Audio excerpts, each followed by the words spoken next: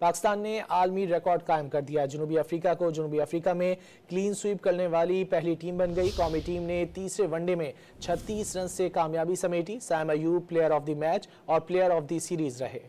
ना इंग्लैंड ना न्यूजीलैंड, जो कोई ना कर सका वो पाकिस्तान ने कर दिखाया। पाकिस्तान जनूबी अफ्रीका को जनूबी अफ्रीका में व्हाइट वॉश करने वाली दुनिया की पहली टीम बन गई। जोहानसबर्ग में बारिश से मुतासरा तीसरे वनडे में जनूबी अफ्रीका ने टॉस जीतकर फील्डिंग का फैसला किया तो अब्दुल्ला शफीक लगातार तीसरी मर्तबा 0 पर पवेलियन लौट गए। साइम की फॉर्म कायम रही और एक और सेंचुरी बना डाली। Man of the match batsman ने 94 गेंदों पर 101 रन बनाए, 13 चौके और 2 छक्के लगाए। बाबर और रिजवान ने निफ सेंचुरी और सलमान अली आगा ने 48 रन बनाकर स्कोर 47 ओवर में 308 रन तक पहुंचाने में मदद दी। जवाब में पाकिस्तानी बॉलर्स भी छा गए, वक्फे से विकेटें लेते रहे। जनूबी अफ्रीका की पूरी टीम 42 ओवर्स में 271 रन पर आउट हो गई। सुफियान मुकीम ने 4, शाहीन शाह और नसीम शाह ने 2-2 विकेटें ली।